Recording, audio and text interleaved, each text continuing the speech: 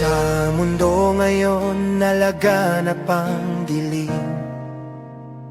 hindi alam kung sino ang paniniwalaan. Isang liwanag lang ang sa ating tatanglaw, si Kristo Jesus na ating katotohanan.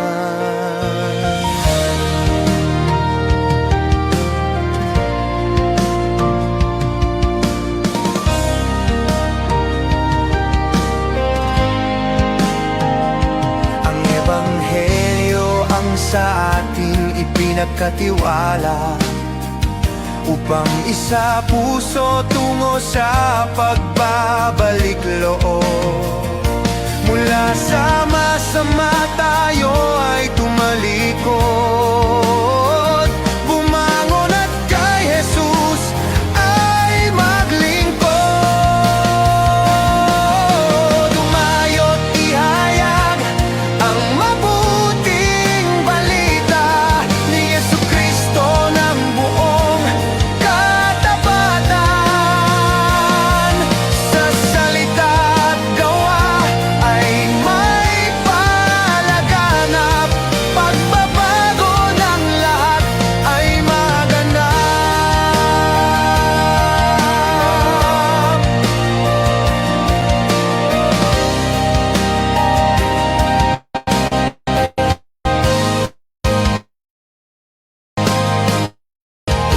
Mga naghahayag at nagsasabuhay ng mabuting balita ng kaligtasan. Ang pangunahing kailangan ngayon ng mundo, pananampalataya na tapat at totoo. Humayo't ihayag ang mabuting balita ni Jesucristo ng buong katapatan. Sa salita at gawa ay may palaganap, pagbabago ng lahat ay maganap.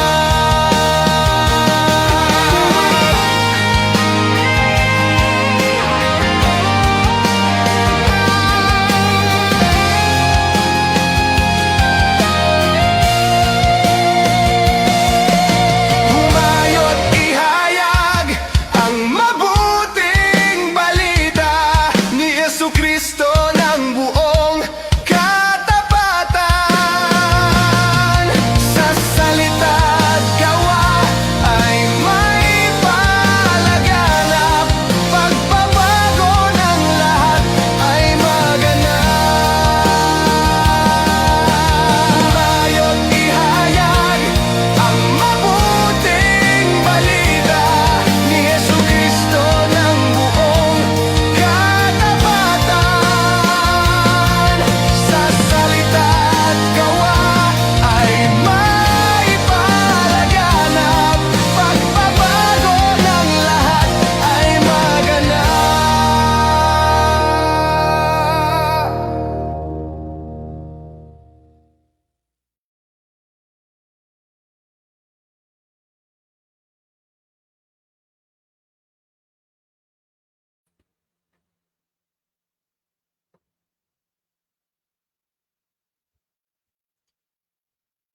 Isang magandang gabi po sa inyong lahat. Welcome po sa OBS, ang online Bible study. Kasama po natin si Bishop Bart Santos.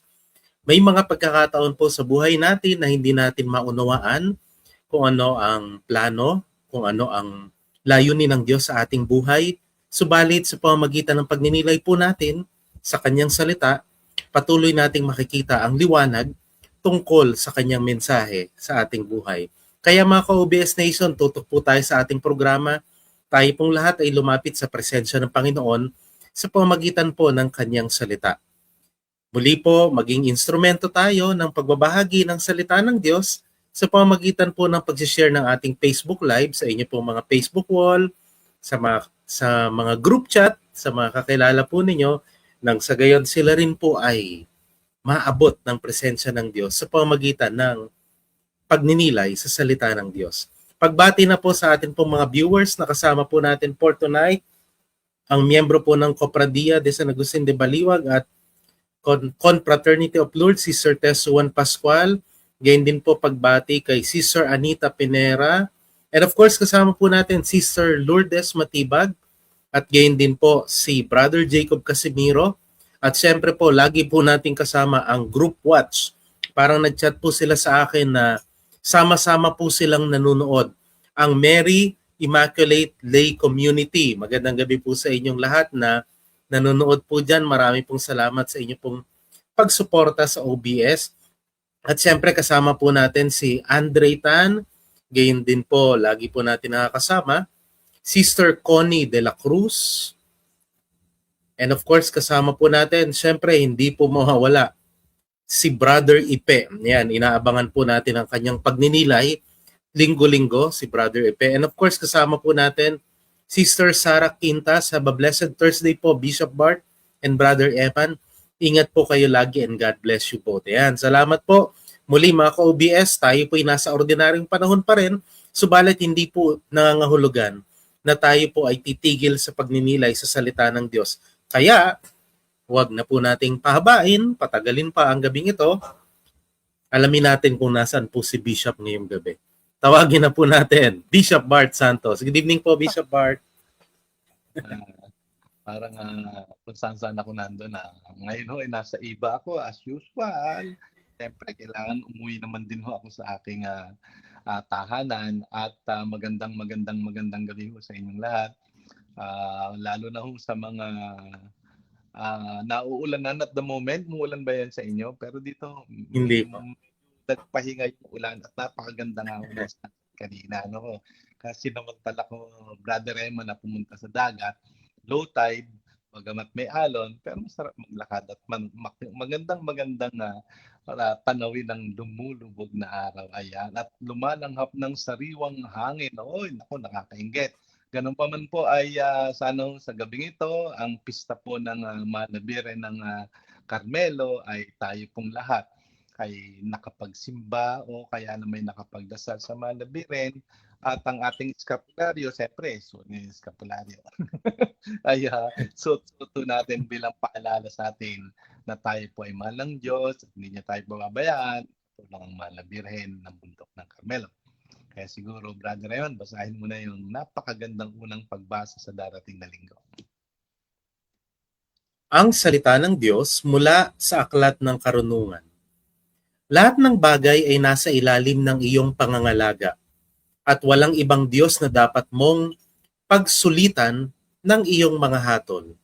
Sa iyong lakas nagmumula ang iyong katarungan at maaari kang magpakita ng habag kanino man sapagkat ikaw ang Panginoon ng lahat.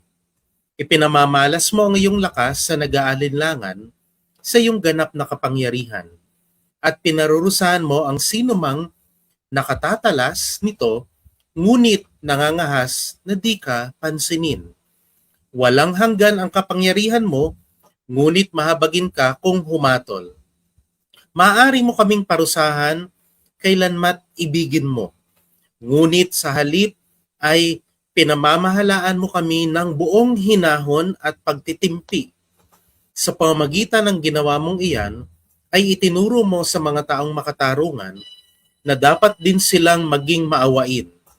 At binigyan mo naman ng pag-asa ang iyong bayan sa pagkakalob sa kanila ng pagkakataong makapagsisi. Ang salita ng Diyos. Salamat sa Diyos. Ayan, maraming salamat pa, Brother Raymond, sa pagbasa po ng unang pagbasa sa darating na linggo. Sapagkat alam nyo naman po na tayo po ay nananatili na ang unang pagbasa ay mabigyan ng mas malalim-lalim po na pagninilay upang ito'y maidugtong natin sa ating pong mabuting balita. Ano po? So sa atin pong ika-16 na linggo ng karaniwang panahon, atin pong babasahin at sinusuri, pagninilayan at aaralin at maggagawa ng tugon dito po sa ika-12 kapitulo ng Aklat ng Karunungan, ang ika-13 bersikulo, ang ika-16 hanggang ika-19. So ang Wisdom chapter 12 verse 13, verse 16 to 19. Ayan, ano po. So tingnan na po natin. Yan po yung title ng slide po natin, yung nasa verse 19.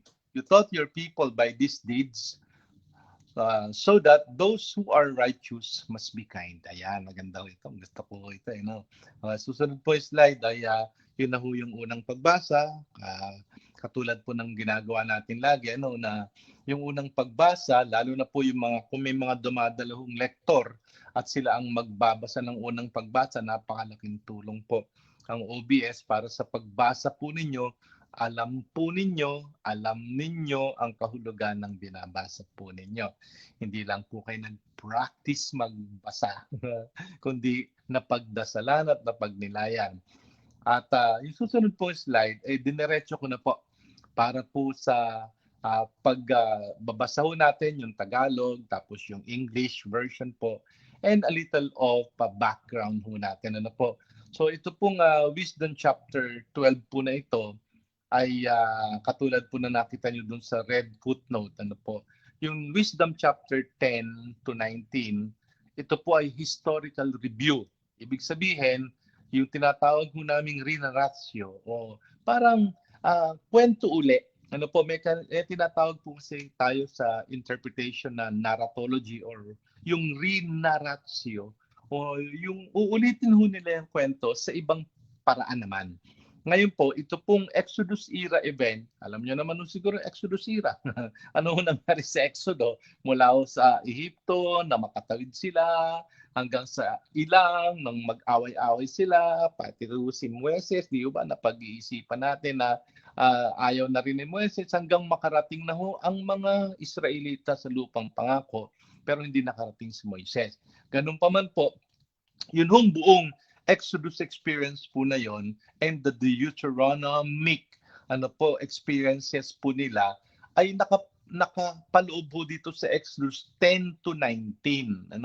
Kaya titingnan naman ho ito ngayon from the lens, sabi nga, from the vantage view of the Book of Wisdom. Alalahanin niyo po na ang Book of Wisdom ay apocryphal book po siya. Siya po ay nasa Deuterocanonical.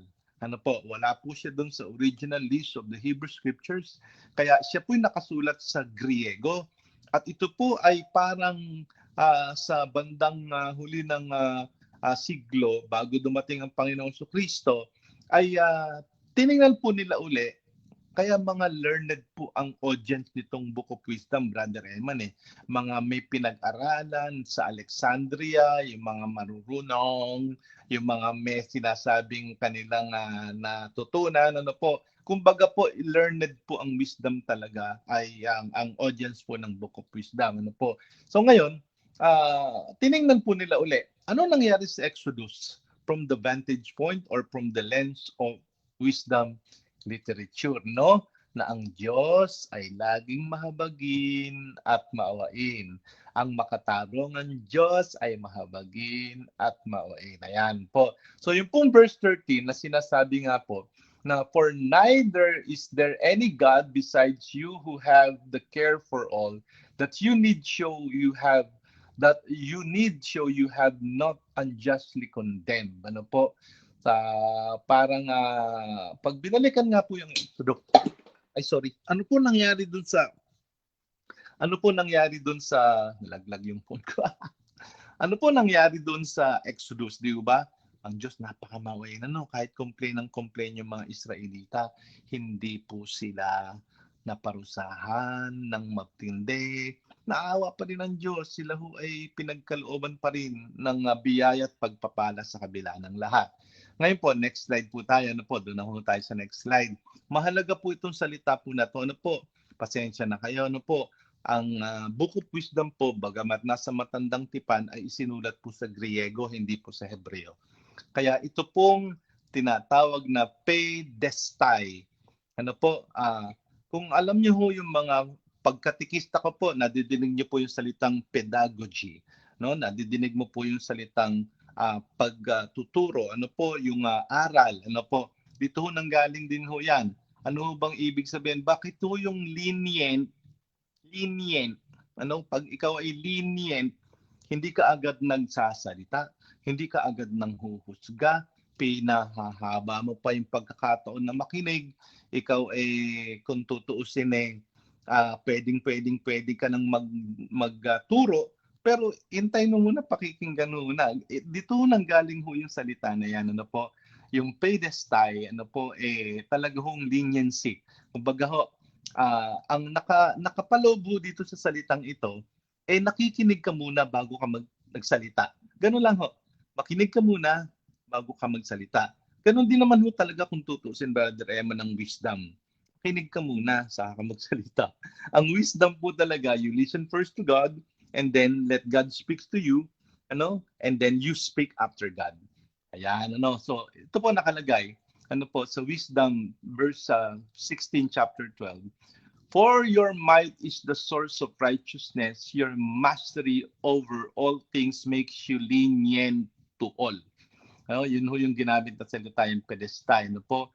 Sa iyong lakas magmumula ang iyong katarungan at maaari kang magpakita ng habag kanino man sapagkat ikaw ang Panginoon ng lahat. Meron ako nalagay na note dyan. Unlike human rulers, God's sovereignty enables mercy, not oppression. Ano? Parang paalala ko ito na kung kahit ang Diyos ay napakamakapangyarihan at yung kanyang kabutihan, yung kanyang pagiging matuwid, ano po, dahil siya ho ang may kapangyarihan sa lahat ng bagay, siya rin ho ang nagbibigay ho ng pagkakataon, ng leniency, ng mahabang pagkakataon upang ang tao ay kanya pong mapagbigyan pa upang matuto sa kanilang karanasan. Ayan, ano po. Kaya napakahalaga po yung maintindihan natin na sa verse 16, kahit napakamakatarungan at napakamakapangyarihan ng Diyos, andun pa rin po yung kanyang leniency. Siya po yung kahit to talagang pwede na ho niyang isang iglap maparusahan ng lahat. Pero nandun pa rin po ang kanyang kabutihang loob. Ayan, ano po. So mahalaga po yung salitang pedestal. Ano po, yung leniency. Kasi yan din po yung, kung naalala ho ninyo noong mga nakararaan, lagi ho tayo may keyword. Ano po, lagi tayo may keyword na kinakailangan. Halimbawa po, yung nakaraang linggo, ano yon? Yung pagbalik. Hindi na babalik yung ulan, di ba? Pero ano yung babalik mo? Ganon din ho ito. Kasi literature ho nito, ano po? Dahil yung naki-Isaiah po, para din ho tulang kanta yon. Ito ho, ang wisdom literature, mga kasabihan ho ito, mga poetry din ho ito. Kaya may kailangan ho din tayong mga salitang kinakailangan maalaala natin. That word is leniency. Ito pong pedestal. Nababanggitin ho uli maya-maya. Ano po? O ngayon, sunod. Tingnan ho natin yung susunod na slide. Ano po? O ito, ang mababasa nyo agad yung pula. Lagot ang mga mayabang na di pinapansin ng Diyos. Alam mo, Brother Eman, pasensya ka na. Maraming nagyayabang ngayon na kala mo kung sinong marurunong. Nakalimutan ho nila ang karunungan ng Diyos. Ano po? Sinasabi ho sa atin na ipinamamalas mo ang iyong lakas sa nag-aalinlangan sa iyong ganap na kapangyarihan at pinarurusahan mo ang sino mang nakatatalastas nito ngunit nangangahas na di kapansinin. Tinoon Diyos, ano? For you show your might when the perfection of your power is disbelieved. And in those who know you, you rebuke insolence. Ano? Ano ho ba yung insolent? Sino ho ba yung mga insolent? Ito yung mga arugante. Alam niyo yung parang kung ang runong parang walang Diyos, parang wala silang Panginoon, parang ikaw na lang bang makapangyarihan sa daigdig? Parang ikaw ba talaga ang yung arrogance? So, napaka-dangerous, Brother Eman, na ang arrogance at intellect magsama. Nako, napakahirap kausap. Huwag kayo maingay, tayo atin-atin lang. parang konti lang tag-uusap. Ano? Pero ang arrogance sa kang intellect, pag nagsabay, ay OMG. Nakakaubos ng pasensya. No? Kaya kinakailangan hawak mo yung scapulary mo. sabihin mo, mahal na bilang, tulungan mo ako, baka umbagin ko. Kaya tingnan niyo po, ang sinasabi po sa atin ng Wisdom 12 verse 17, for you show your might when the perfection of your power is disbelieved. Doon sa mga ayaw mong maniwala kay Lord, bahala ka. Ano, papahamak mo yan. Ano? And those who know you, kilala mo ang Diyos, and yet, napaka-insolent. Inay, kilala mo si Lord, kinokot mo pa si Lord, pero nangyayabang naman ito. Alam niyo po, kaya malalaman niyo po na kapag ang isang napakarunong na tao ay sinabayan ng yabang ang kanyang runong, walang silbi ang runong na yan. Mas mainam po ang taong marunong na sanay tumahimik at sanay makinig. Ayan. Yan ho yung wisdom. Kaya nga ho, tingnan nyo, parang sinasabing, paano nga ba ang Diyos? Ang Diyos nga ho ba laging parang kulog na kumukulog at kidlat na kumisik? Parang ang Diyos ba laging nagsasalita? Parang hindi po. Ano? Parang ang Diyos po mas madalas yatang tahimik. No? Mas madalas po yatang iniintay ka lang. Mas madalas po yatang hindi mo alam kung anong sasagot ng Diyos sa'yo. Pero dito, pinapaalalahanan po ang lahat. No? Na pag ang kapangyarihan ng Diyos ay nahayag, paniwalaan ho natin. At anuman hong galing at turunong natin, tayo ho ay pasailalim sa kanyang karunungan. Ayan, ano? O yan, tingnan ho natin next slide. Ano po? Di ba alam ho natin na yung apat na description ng Diyos sa Exodus 34? Ano po? Yung the God who is merciful, ano po? Slow, merciful, faithful, loving, slow to anger yung isa. Itong God is slow to anger, yan ho yung sinasabi ng Exodus 12 na ito. Paano nga ho ba natin nai-interpret yung slow to anger? Ano po? Ano nga ho ba talaga yung sinasabi ng slow to anger? Bakit nga ba ang Diyos ay nagagalit nga ba ang Diyos o kasabihan lang ho ito ng tao na siya ay slow to anger? Sabi ho ng Wisdom 12 verse 18, but though you are master of might, you judge with clemency and with much, eto na naman ho yung pedestal, ano po? And much lenience, you govern us for power whenever you will attend you. Ayan, ano po? Kaya napakahalaga po nung leniency dito, ano po? Parang yan ho yung keyword na bumabalot dun sa ating pagbasa, ano po? Parang yun ang sinasabi sa atin, what is really behind leniency? Ano po, what is really behind pedestal? Bakit ba yung pedestal parang kinakailangan matutunan din po natin sapagkat yun din ho ay matuturing nating wangis ng Diyos sa atin. Napakarami hong wangis ng Diyos sa atin. And I think one of those, Brother Eman, mga taga-OBS, is leniency. Not might, not power, not even intellect, not even, but leniency po talaga. Kasi po, yung intellect, lahat naman meron. Intellectual, pwede. Pero ito ba'y magiging wisdom? Pag ang intellect po hindi naging wisdom, sayang yan. Pero pag ang intellect po ay naging wisdom, you know how to use it before God's eyes, before God's will, before God's presence, then, yan, wangis ka na ni Lord. Ayan, pero pag hindi, inay. Kaya sinasabi dyan, walang hanggan ang kapangyarihan mo, ngunit mahabaging ka kung humatol. Maari mo kaming parusahan kailanmat ibigin mo. Ngunit sa halip ay pinamamahalaan mo kami ng buong hinahon at pagtitimpi. With much lenience, you govern us for power whenever you will attend you. Ayan po. Kaya po, again, yung God is slow to anger, yan na ho yan. Kasi pag binalikan nyo na naman ho yung Exodus, kung ang Diyos ho talaga gagamitin ng kapangyarihan niya, wala akong matitir doon sa Israelita. Di ba? Yung sumba sila sa Diyos-Diyusan, pinatay na lang silang lahat. Yung sila wala nang pagtitiwala sa Diyos na nagbibigay sa kanila ng lahat. Hindi, napakabuti ni Lord talagang yung leniency niya.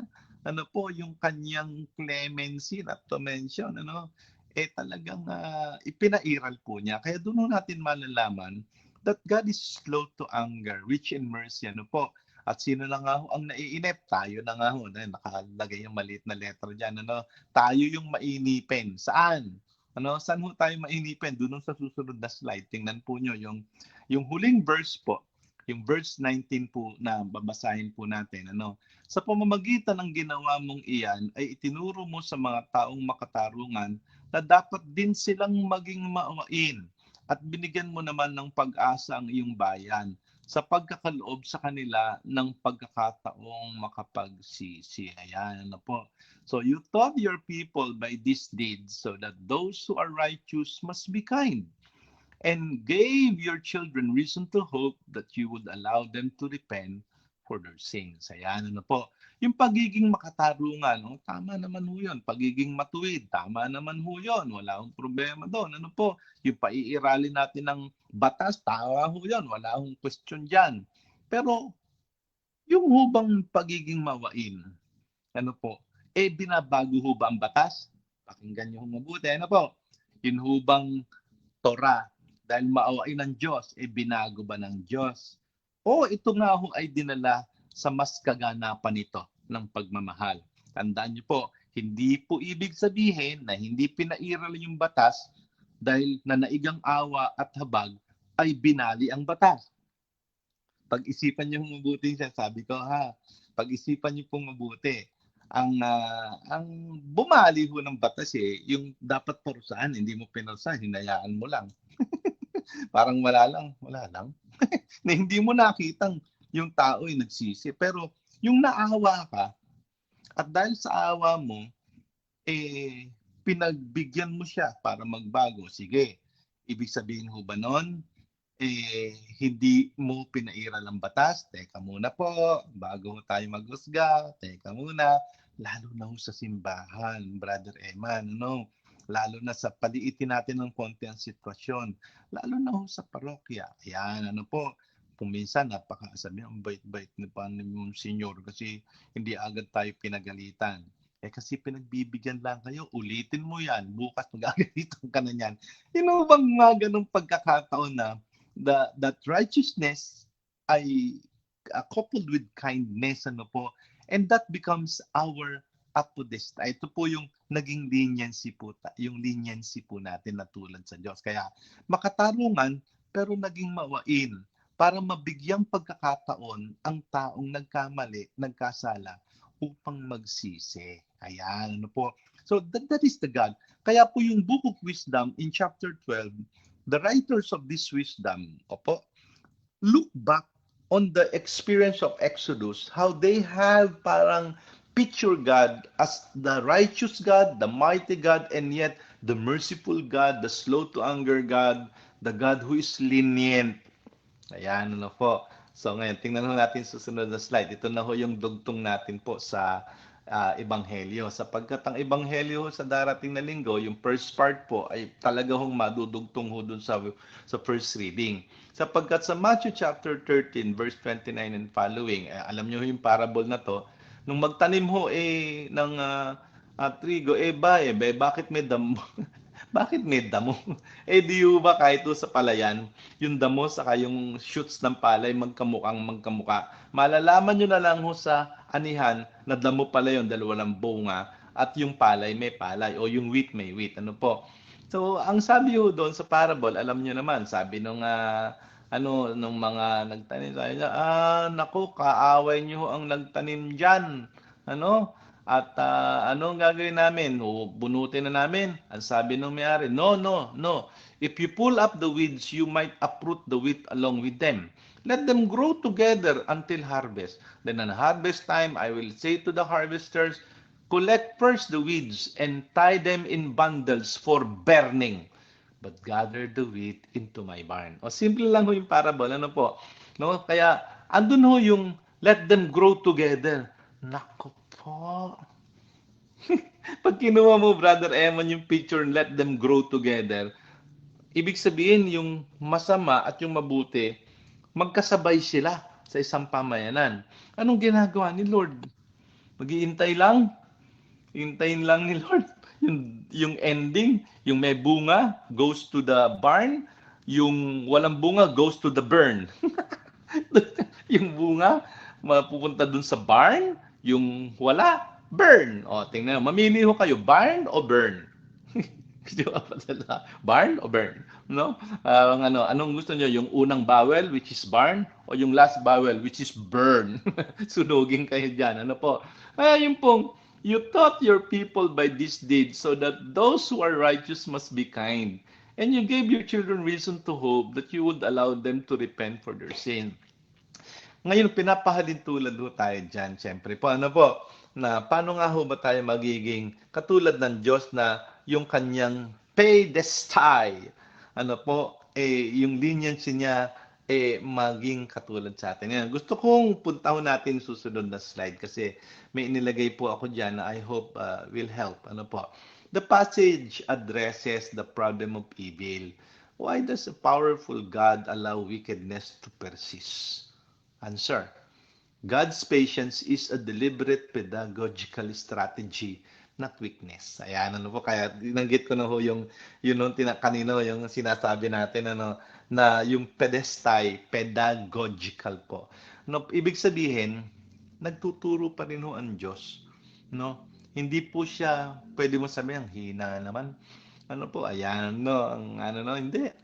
Kung tanong pa rin ho natin, bakit nga ba parang nakakabwisit yung mga masasama, sila pa yung matagal na hong problema yan. Matagal na hong problema yan na complain ho ng mga righteous, complain ni Job, complain po ng mga matutuwid, complain po ng mga nananalig kay Lord. Bakit yung masama? Di ba sabi dun sa Salmo, huwag mong kainggitan ang gumiginaw. Di ba? Parang, ay nako, hanggang ngayon ba ganun pa rin? Opo. And still, God is the righteous God. God is a lenient God. God will judge eventually with might and power. Ano po? Kaya parang ang katahimikan po ng Diyos ay hindi kahinaan. Ang katahimikan po na yan ay tinatawag ho nating pedestal, leniency. God's patience is a deliberate pedagogical strategy, no? Not weakness. Ayan, mahirap po ito ha. Mahirap po ito pag gagayahin natin, lalo na ho sa mga leaders from like the bishops, the parish priest, the president, the leaders of organizations, the chairpeople of institutions, mahirap po yan. Ngayon, tingnan ho natin yung ating tugon, yung last slide po natin. Una, we always have to remember the power of God in history. His mercy and kindness to His people. Subok na ang Diyos sa nakaraan, di na dapat pag-alinlangan. Totoo naman, Pag medyo nagda-doubt, tutulungan ba ako ng Diyos?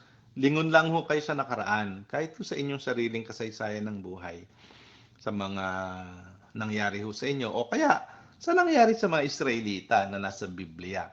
Kung yun ho nangyari, mangyayari din ho sa atin yun. Ibig sabihin, hindi naman nagbago ang Diyos, di ba? We always have to remember, in the past. Ito ang medyo may kahinaan ng mga Pilipino, pasensya na po. Hindi naman ho lahat, siyempre, pero marami po.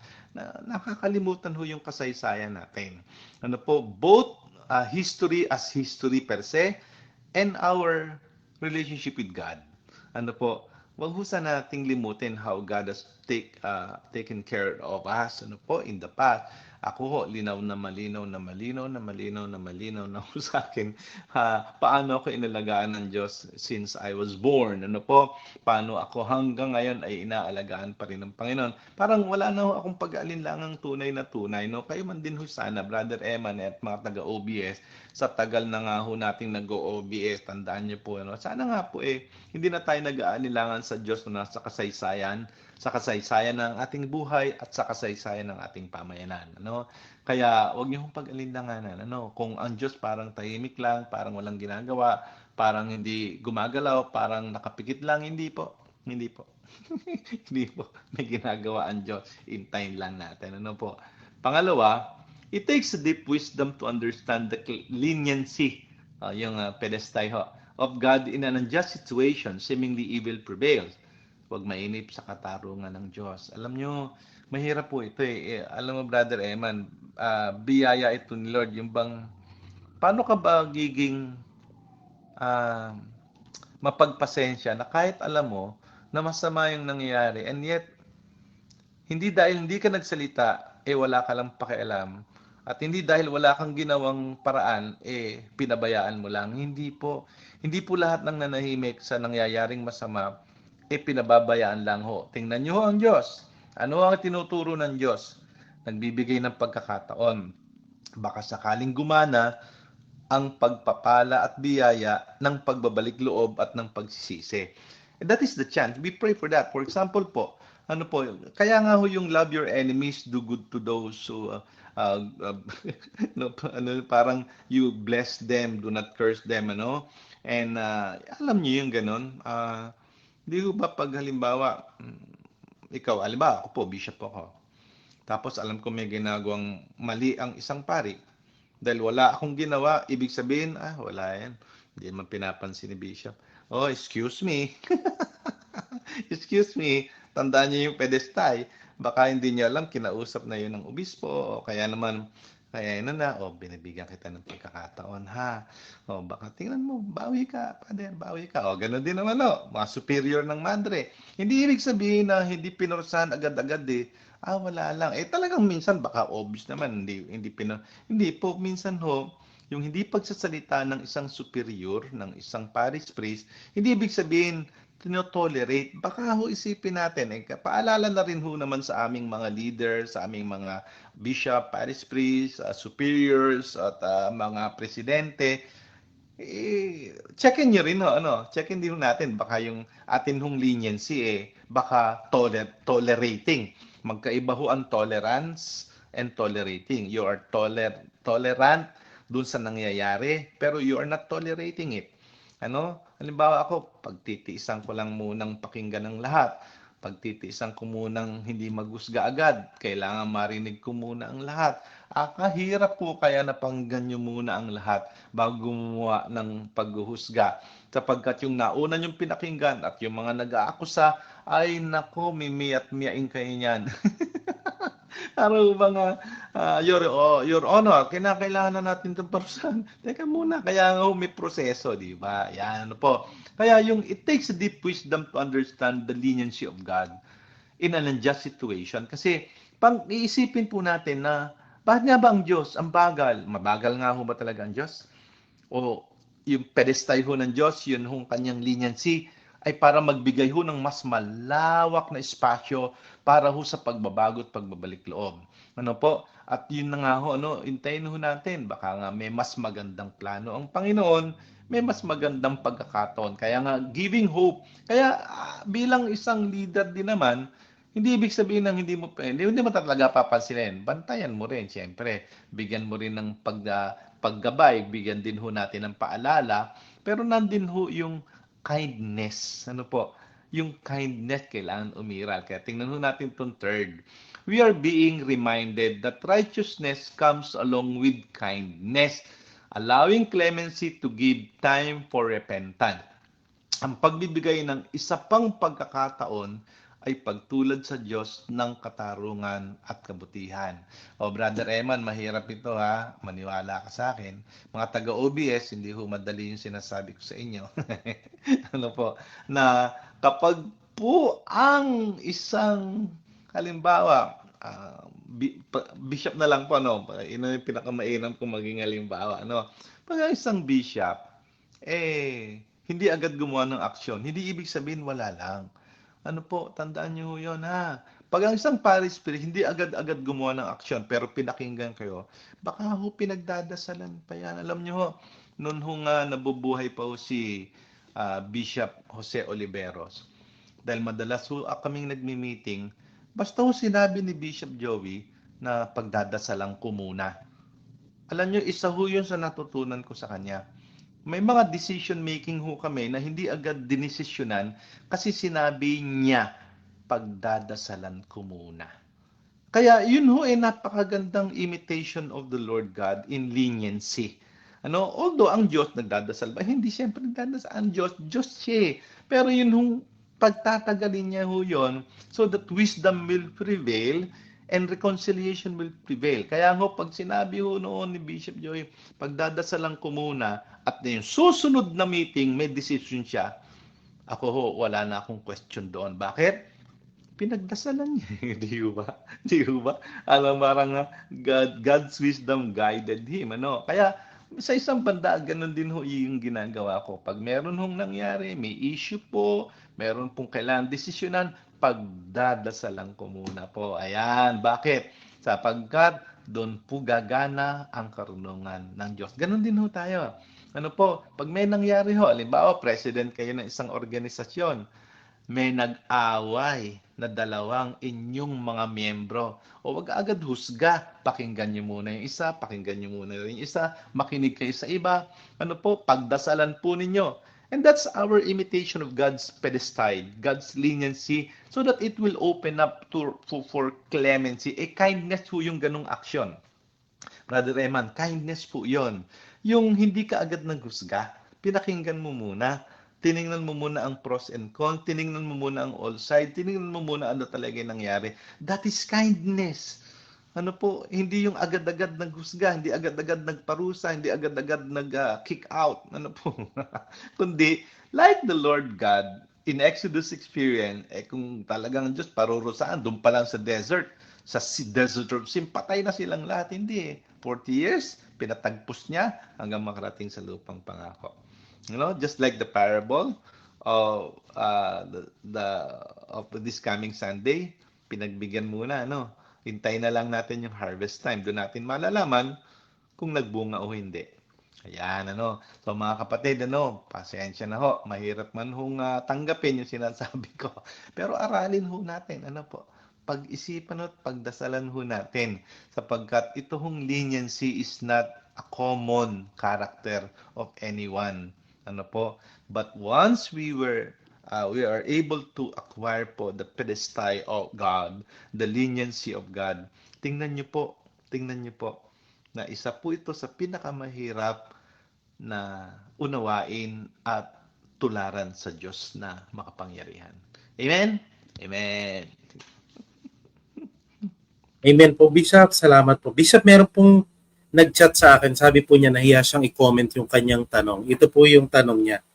Paano po, brother, kung ako ang dahilan kung bakit ako nasa miserableng sitwasyon? Tutulungan pa din kaya ako ng Diyos? Iyon po yung kanyang tanong, Bishop. Siyempre naman. Alam niyo po, lahat naman po tutulungan ni Lord. Tayo lang ho'y magdasal. Tayo lang ho'y manalangin. Magtiwala. Ako nga kanina yung sermon ko po sa pista ng Mount Carmel, First reading po yung homily ko kung kayo ay nakapagsimba today. Yung kay Elijah. Di ba si Elijah nagdasal para sa ulan? Dahil drought Talagang tagtuyot na tagtuyot Kaya hindi naman madaling pagtugon ni Yahweh, Problema na nga si Elijah At si Elijah nung magdasal, ganda ng description, Brother Eman sa 1 King chapter 18 verse 42 to 45. Yung ulo niya, pinagitan niya sa tuhod niya. Hirap yan, Yung head po niya nasa pagitan ng knees niya. Talagang nakabow po siya. Talagang, yung alam niyo yung parang fetus style, talagang ganun. Hirap siya sa Ibig sabihin talagang hirap na rin siya sa pagdarasal. And yet, 7 times, walang nakikita yung servant niya on the horizon. But on the 7th time, nakakita na siya ng parang ulap. Umulan na po. Ayan, Pero hindi yung natapos doon. Alam niyo bang si Elijah nagtampo kay Lord? Sabi nga ni Elijah doon sa chapter 19, Lord, patayin mo na lang ako. Ganito lang naman ang buhay. Sapagkat nung nalaman ho ni Jezebel, ang pinakawalang niyang reyna, papatayin din siya. Nag-iisa na lang ho si Elijah. Kaya si Elijah, ang problema, parang hindi na rin siya tinutulungan ni Lord. Talagang nagtampo siya, tumakas siya, pumunta siya sa Horeb. Lumayo siya sa Carmel. And yet, God caught up with him. Doon lang ako sa kuweba, di ba? Yung lumakas ang hangin, durugang bato, wala doon ang Diyos. Tapos lumindol ng pag-alakas-lakas, wala doon ang Diyos. Nasunog yung bundok, wala doon ang Diyos. Nasaan ang Diyos? On the gentle breeze. And then sabi, why are you here? Bakit nandito? And then sinabi ni Elijah yung sitwasyon niya. Then tinulungan siya ni Lord. Ngayon, ganito lang yan. Ang sinasabi ko lang po, Kung sino man ho ang dahilan ng pagiging miserable kaysa taong iba o ikaw mismo, but the fact is you are in a miserable state. O ngayon, di ba yun nung salitang miserable ka, anong kailangan mo? Yung miserere ni Lord. Yung awa ni Lord. Kaya hindi ho pagkakait sa atin yan. Basta huwag natin siyang pag-aalinlanganan. Ayun lang ho, ano. Kasi kahit naman ho pag-alinlanganan, pero nagdadasal pa rin kayo, parang si Elijah. Ay, talagang tinaliguran. Sabi niya kay Lord, patayin mo na lang ako. Hindi siya ginibap ni Lord. Hindi siya ginibap. Kaya tingnan niyo po, ano. So, just the same, Brother Eman, whomever asked you the question, wag lang mo tayo. Sabi ko nga sa inyo kanina, no, na tingnan mo na lang yung sarili mong kasaysayan. Ang Diyos ba, ever since you were born, hindi ka tinulungan kahit kailan? Hindi tinulungan ka, hindi mo lang alam. Ano, kaya naman, talaga bang ang Diyos, hindi ka hindi ganun ang Diyos. Tao yun, naiisip mo. Pero ang Diyos, maniniwala ka lang, dasal ka lang, lumuhod ka lang, magmakaawa ka sa Kanya, magkumpisal ka kaya. O kaya talagang umamin ka ng lahat. Tingnan mo. Thank you po, Bishop Bart. Ito naman po ilang mga pagninilay sa ating mga viewers. Sabi po ni Brother Andre Tan, mapagtimpi at mahaba ang presensya ng Diyos sa atin. Yan ang pinapaalala sa atin ng pagbasa ngayong darating na linggo. Kung gaano kapasensyoso sa atin ng Diyos, inaanyayahan tayo na ganyan di rin ang gawin natin. Maging pasensyoso tayo. Ako man, sa responsibilidad na ginagawa ko sa parokya ko dito, masusubukan ko rin ang pasensya ko dito. Bale ba naman ngayon, ako ang liturgy director sa parokya ko dito at nangasiwa sa lahat ng liturgical ministers at kanang kamay ng parish priest. Kasi nasa Canada siya. Canada? But anyway, salamat at yun nga yung talaga yung pagpapasensya, Andre, and para sa lahat ng taga-OBS. Hindi lang ho pasensya, kaya ililipat nga ho natin dun sa leniency. It has something to be positive. Tandaan niyo po yung leniency is not tolerating. Leniency, may tinuturo ka, kaya kailangan ho, yung sinabi ko kanina na it is a pedagogical strategy of God. Yung bang kaya siya lenient, hindi dahil pababayaan ka na niya, wala siyang pakialam sa'yo, hindi ka. No, it is still part of pagtuturo. Yung space na yon ay still part of pagtuturo ng karunungan para matuto tayo. Kaya kung minsan sabi ko, hayaan niyo siyang matuto sa karanasan. Minsan may ganun akong salita pag isusumbong sa akin, Bishop, ayun na naman, ganito na naman, hindi na sila natuto. Hayaan niyo na. Yung sabihin kong hayaan nyo na, hindi ibig sabihin huwag nyo nang pansinin, kundi hayaan nyo na. Matututo, kasi susunod ko yung salita ko matututo rin sila sa karanasan. Yan ho yun. I hope I can contribute din ho. Kasi ako, I'm trying my best also to be like God in so many ways. In so many ways. Yan. Ito po from Brother Ipe, wisdom is the source of light and truth. All good things emanate from there, and it is our guidance to all the commandments and precepts of our Lord God, who created all things, including us. Our Lord God loves us so much. He loves us the agape way. It is not when it rains, it pours to everyone, but the rain poured to good, it brings fruit aplenty. Yan. Brother Ripe, masakit sa bangs yung English mo, ha? No, pero totoo, very deep pa tayo si Brother Ripe. Yun nga, tayo pong lahat naman kinakailangan talagang panghawakan natin yung pagmamahal ng Diyos. Wala nang iba.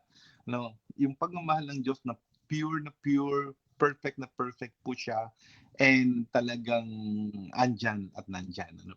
Kaya hindi ho natin dapat yung pag-alinlanganan sapagkat kung yun ang panghawakan natin, mahal ako ni Lord, sabihin mo, tingnan mo, mahal ka po talaga ni Lord. At talagang iiral ho yan. Katulad ng sabi nga ni Brother Pe, when it rains, it pours. Ito po, Bishop from Marilyn de la Cruz, sapagkat sa Diyos walang katapatan ang nasasayang at walang kabutihang hindi niya nakikita. Sa kanyang tamang panahon, ihahayag niya ang kanyang katarungan at katapatan. Amen. Ay may alam mo Marlene, easier said than done yung ihahayag niya ang kanyang katarungan at katapatan. Yung sa tamang panahon, minsan maiinip ka rin dun eh. May mga taong nawawalan na rin ng pag-asa eh, no? At kung minsan, yun lang ho ang tatanggapin ho natin yung plano ng Diyos. At pagtiwalaan ho natin siya na sa kanyang tamang panahon, ipagkakaloob ang ating mga hinihiling at sa tamang pagkakataon, ibibigay ang datarapat para sa atin.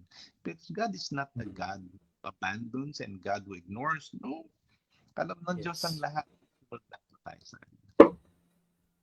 Yan. Ito naman po, Bishop, of course, si Brother Jacob, binalikan po niya yung gospel last July 19, 2020, 16 Sunday in Ordinary Time. Yan. Thank you po, Brother Jacob, sa iyo pong pagbabalik tanaw.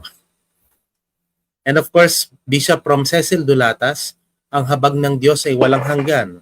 Binibigyan niya ng mahabang hininga ang makasalanan upang makapagsisi at magbalik loob. I hope, Cecil, ginagawa mo rin yun sa mga gumagawa ng masama. Napakapalad na ho natin kung wala hong gumagawa ng masama sa inyo. Kung wala hong pumipinta sa inyo, walang lumalaban sa inyo, tahimik ang buhay nyo, fine. Pero, hindi lang naman yung sa sarili nyo, paano yung pamayanan. Halimbawa, yung Pilipinas, nakikinig ba kayo ng mga balita? Nakikinig ba kayo ng mga hearing? Nanonood ba kayo ng mga impeachment? Di ba? Minsan ma-discourage ka, di ba? Minsan makita mo, hindi lang yung parang ano nga ba nangyayari? Yun na, yung paano ba papairalin? Hindi naman pwede sa court yung maawa sana ang Diyos sa iyo. Hindi naman kung minsan talaga kung ano yung nakikita, ano yung dokumento, ano yung pruweba, hindi sila mag-uusap ng spiritualidad dyan. Pero tayo, we have to look everything from the vantage point of wisdom and spirituality. Tayong mga nasa OBS, kailangan ho nating i-inject ang wisdom at spiritualidad sa lahat ng nangyayari because that's where we will be able to encourage and strengthen ourselves para po maunawaan ho natin ang nangyayari. Hindi lang tayo makapaghusga at hindi lang ho tayo makalayo sa dapat nating matutunan at maranasan at ang katotohanan. Ayan, nako, pasensya na ho, lumalalim na ho ang gabi, kulang oras. Siyempre po, Bishop, pagbati po sa atin pong Rektor at Cura Paroko, Monsignor Narciso Sampana, Father Francis Cortez, at kay Father JP Tolentino, gayon din kay Sister Beth Benavides. At sa lahat po ng mga walang kasawa-sawang nananatili sa OBS ever since the world began. Po? At sa lahat po ng may debosyon sa Manabiran ng Carmelo, mga Third Order, hindi ko lang alam kung may mongha po. Alam ko, sometimes may mga mongha binabalikan ng OBS. Pero natin silang batiin, po, ang mga Carmelite sisters po, po. At salamat po sa nagbigay itong scapularyo. Ito matagal na sa akin Hindi pa ako bishop, may ganyan itong scapular dahil nung nandun ako sa Giginto. Kaya may naman, kapitbahay mo namin. Po. Kaya ito alam ko damit ito ng mongha na ginawang scapularyo. Pero yun na, tayo magdebosyon din at magtiwala din tayo sa tulong ng Mahal na Birheng Maria. At yun na rin kung tayo nawawala ng pag-asa, yung image po ng Diyos kay Elijah, napakaganda kong pagnilayan talaga kung paano natulungan si Elia ng Diyos sa lahat ng pagkakataon. At nalugit ang Mahal na Birheng Maria na laging tanda na hindi tayo pamabayaan ng Panginoon at lagi niya ipapaalala sa atin yan. Ayan po. So maraming salamat po at kung meron pa bang sasabihin, magdadasal tayo. Meron pa bang wala okay naman po. Thank you po. Magdasal po tayo. Sa ngalan ng Espiritu Santo. Amen. Amen. Ama naming pagmahal, maraming salamat po sa inyong pinagkaloob sa aming gabi, sa aming pagninilay at pagkikinig sa salita ng Diyos. Nawa ang karunungan aming narinig manatili sa amin. Nang kami rin ho'y tulad mo po ay maging mapagpatawad, mahabagin, magkaroon pa ng pagkakataon na magbigay ng mahabang panahon, lalo na sa mga taong nagkakasala at napapapunta sa kasamaan. Sana po ay maging maawain din naman kami't maunawain upang sa gayon ang aming pananalangin, ang aming pagdarasal, ang aming paghingi ng tulong at awa sa inyo, ang umiral nang sa gayon ang pagbabalik loob ay maging hangandamin sa lahat ng nagkakasala at gumagawa ng kasamaan.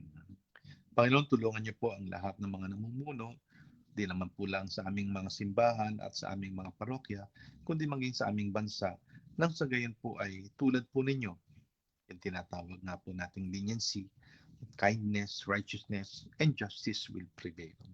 Tulungan niyo po kami ngayon, higit sa lahat, tulungan niyo po ang mga nangangailangan ng katarungan at nangangailangan ng katwiran. Sumayin niyo ang Panginoon. At sumayo rin. At ang Espiritu Santo. Amen. Sige Amen. po. Thank you po, Bishop Bart. Salamat po. See you on Thursday po. Muli po mga ka-OBS, maraming salamat po sa mga nakasama namin for tonight. Si Sir Opelia Garcia, of course si Brother Ipe, si Sir Suan Pascual, gayon din kay si Sir Cecil Dulatas, si Sir Lourdes Matibag, Marilyn de la Cruz Carangyan, gayon din kay Brother Jacob Casimiro, thank you po. Yan. And of course kasama natin si Andre Tan, and of course nariyan po si Mary Iana Enz, Brother Toti Dominican. Yan. And of course, kasama natin and si Sir Connie de la Cruz. And of course, si Sarah Quintas. Salamat po sa inyo. Si Sir Anita Pinera. Thank you so much. Mga ka-OBS, muli maraming salamat po sa inyong lahat na naging bahagi po ng ating programa.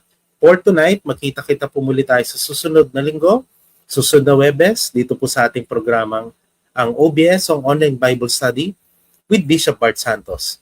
Dahil dito sa programa natin, ang salita ng Diyos ay unawain nating lubos.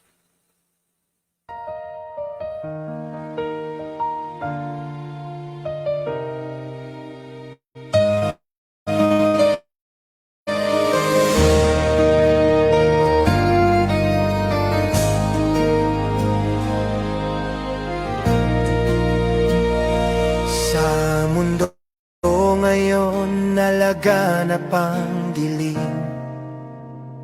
Hindi alam kung sino ang paniniwalaan. Isang liwanag lang ang sa itatanglaw, si Kristo Jesus na ating katotohanan.